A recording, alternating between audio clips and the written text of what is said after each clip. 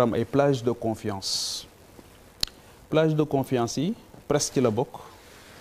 plage de confiance yooyu justice ci la bokk ndax dañuy wax ne fa la mbaxane war a doone benn mais c'est un idéal c'est-à-dire que loo xamante ni la mbébét bu rëy la boo xamante ni dañu ko am war a dox ay jéego yu dëgër jëm ci mais c'est pas quelque chose qui est acquis définitivement c'est pas quelque chose qui est acquis d'avance dañuy dox ay tànk yu dëgër jóg ci justice Sénégal nag dafa yàgg am challenge dañ ko yàgg challenge dafa yàgg am fu ñu koy xaar jamono bu nekk moom ak Assemblée nationale qui est aussi une autre institution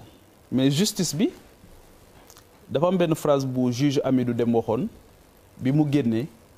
ñu ne ko conseil bi mu génnee conseil supérieur de la magistrature ndax am lu mu naqarlu mu def benn lettre daal ne j'ai démissionné d'une justice qui a démissionné kooku nag du Pape Djibril Fall du Charles du Malal c'est un magistrat qui a servi l'État qui a servi la justice ba dem ba egg conseil supérieur de la magistrature daal di wax ne j'ai démissionné d'une justice qui a démissionné loolu mooy bu njëkk bi beneen bi c'est l'union des magistrats du Sénégal l'UMS avec le juge Téliko ñëpp gis ko à travers beaucoup de plateaux de télévision mu naqarlu justice ak ni muy doxee donc wax ne sunu justice bi ñu am mucc na ayib je pense que ne ku koy wax rek da ngay wax loo xamante ni dafa dëppoo ak sa bakkan xëy na ndax dañ koo gis tamit ci ay à chaque fois que justice dafa am liggéey boo xam ne dafa koy def tous les jours au quotidien di rendre ay décisions de justice tous les jours mais à chaque fois qu'il s'agit d'hommes politiques d'envergure kenn du ko xàmmee mu lay jox ay exemples rapidement muy moom ak Assemblée nationale boo xoolee 1962 ce qui s'est passé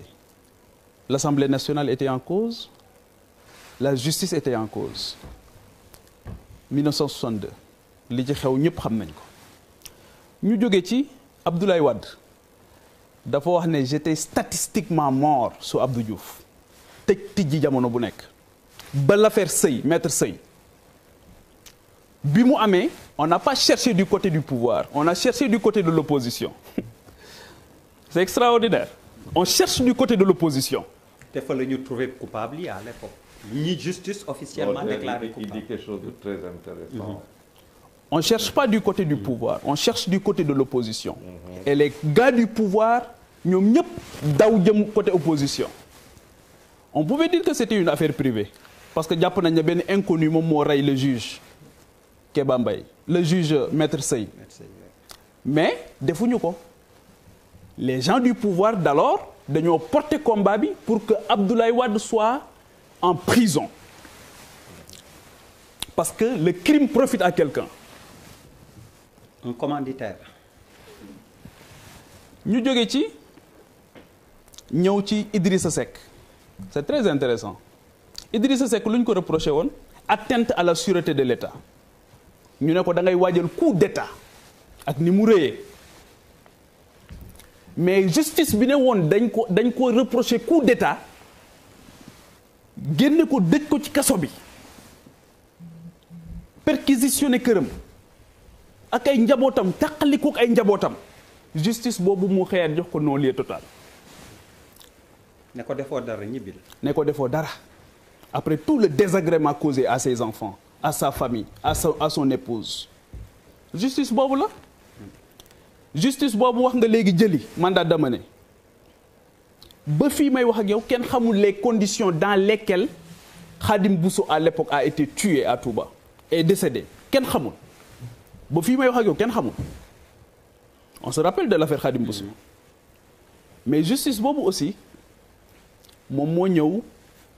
génne liste 25 personnes ne leen kat yéen da ngeen luubal xaalis bu ngeen moomul boo xamante ni moomu leen ko 25 personnes magistrat bi nga xamante ni moom lañ dénkoon liggéey boobu juge Aliou Ndao en plein conseil en plein séance la ñu ko dàq justice boobu la justice boobu moo jël Karim Wade dugal ko ci kaso bi bàyyi ñi nga xamante ni ñoom la doon liggéeyal ñoo xamante ni rejoindre nañ nguur gi kenn waxatu leen dara mais justice boobu aussi la ñu seetaan ci Sénégal le procureur de Qatar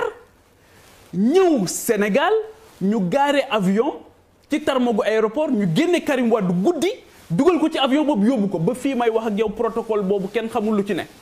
kenn xamul dans quelles conditions la procureur rek est-ce que imaginer ngeen Serigne Bassirou Gueye tey mais ñun suñ ñaata doomu Sénégal lañ condamné à mort Arabie Saoudite ak Gambie gi gën a jege kan moo mas a fàttaliku le procureur de la République bu fekkee ne am nañ ko du Sénégal mu déplacé wu dem ci dëkk boobu ne dafay jëli benn doomu Sénégal indi ko loolu tamit c'est les faits qui sont têtus je suis désolé de le dire li Charles wax dëgg la nous avons tous mal dama am suma benn xarit bu nekk Genève Norvège nee na ma collègue am yi dañ koy laaj ne ko lan moo xew seen réew temps yi coow li dafa bari nee na dafa am kersa wax leen coow li nu mu demee nee na dafa am kersa donc nous avons tous mal parce que bu ñu sañoon heure bi ñoo ngi lijjanti mbas mi bu ñu sañoon assemblée nationale heure bi moo ngi convoqué ministres yi ak député ministres yi concernés ci mbas mi di leen laaj di leen auditionner pour ñu joyanti liggéey bi ñu jógee ci Karim Wade ñu ñëw ci Khalifa Sall wax naa ko fii nee naa leen il n'y a aucun rapport de l'IGE qui demandait une information judiciaire à l'endroit de Khalifa Sall j'attends ñu indil ma une pièce tangible buy wane ne y avait l'IGE demandé au contraire ça a créé même un malaise au sein de l'IGE ñun ñëpp suñu xaqulaay taala la ñuy wax mais Khalifa Sall boobu bi ñu koy procès ba mais dafa am ñaari ancien maire yu fa nekkoon Pape Diop ak Mamadou Diop ñu ne leen li ngeen di def nii caaxaan la laissez ça bàyyi leen li ngeen di def à l'époque malheureusement on nous parlait d'une affaire on aurait parlé d'une affaire privée mais qui avait porté le combat avec des éléments de langage à la limite ironique naan ceeb ak dugub yaa ngi dégg mu nettali ko ci télévision bi ba wax ne yaayam daf ko woo di ko laaj ne ko ndax li ñu lay jiiñ yaa ko def alors que tout le monde xam nañ comment cette affaire s'est passée parce que bu fekkoon ne loolu am na Pape Diop deful dara ci biti tey c'est ça aussi la triste réalité mais encore une fois ñu jógee ci yaa ngi fàttaliku Abdoulaye Der l'affaire Ndiaga Diouf avec Barthélémy Diaz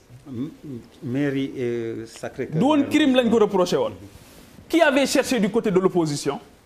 qui avait cherché du côté du pouvoir kan moo ko rey on n'a pas cherché du côté du pouvoir à l'époque on a cherché du côté de l'opposition moom mi ñu fekk maireem attaqué ko ay sox am fa ba fii may wax ak yow cette affaire là mais mieux encore il est en prison ñu def ko ci liste législative yi en prison ñu def ko ci liste yi il sort nekk avec le pouvoir ñu may ko jàmm le jour où il commence à contester ñu jëlaat affaire bi teg ci table ji di ko fitnaal di ko dugal di ko génne muy dem kii ak di ñëw pour dire tout simplement que rappel bi ma def nii li tax ma def ko mooy la justice comme l'Assemblée nationale comme la presse dañu war a nekk ay plage de confiance yoo xamante ni doomu Sénégal yépp buñ ci ñëwee dañoo war a am aqulaay taala ne fii jàmm lañ fi fekk mais pourquoi l'affaire aujourd'hui malheureusement ce qu'on a redouté dans cette affaire dafa mel ni moo ngi arrivé on a vu que tous les gens pratiquement qui prennent la parole et qui sont du côté du pouvoir se déclarent pro Adji Sarr curieusement ñun ñii ñoo gën a ñaan yàlla sunu borom ñaari sénégalais yooyu yëpp sunu borom defal leen tawféex on ne souhaite à personne le déluge mais c'est comme si à un moment donné man dama naan est-ce que nous sommes dans un triangle de Bermude de l'esprit parce que tout y passe en réalité ñu gis ñi nga xamante ni ñoom ñoo nekk ak pouvoir bi tey ñoom ñëpp systématiquement pro Adji Sarr ñu gis systématiquement de l'autre côté ñoom ñëpp pro Ousmane Sonko mais man où sont ceux qui se battent finalement pour le Sénégal pour la justice la vérité. non nga pose question rek nga baal pro kan qui se battent finalement pour le Sénégal pour la justice ces instances yooyu nga wax ces institutions yooyu nga xamante ni dama jàpp ne li koy rey c'est le mercenariat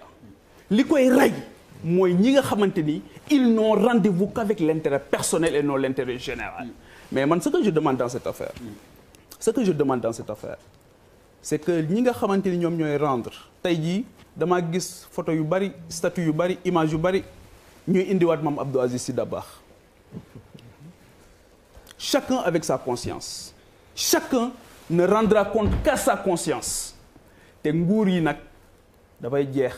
te lu mat a bàyyi xel la d'autant plus que la mort n'a jamais été aussi proche